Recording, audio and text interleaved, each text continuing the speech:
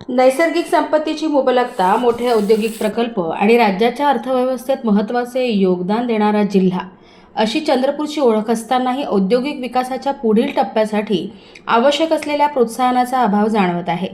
या पार्श्वभूमीवर चंद्रपूरच्या उद्योगांना गडचिरोलीच्या धर्तीवर समान प्रोत्साहनपर सवलती मिळाव्यात, मोठ्या उद्योगांमध्ये स्थानिक युवकांना रोजगारात प्राधान्य द्यावे, स्थानिक लघु व मध्यम उद्योगांना अधिकाधिक संधी मिळाव्यात आणि MIDCतील प्रलंबित रस्त्यांची कामे तातडीने पूर्ण करावीत अशी महत्त्वपूर्ण मागण्या आमदार किशोर जोरगेवार यांनी राज्याचे उद्योगमंत्री उदय सामंत यांच्याकडे केल्या।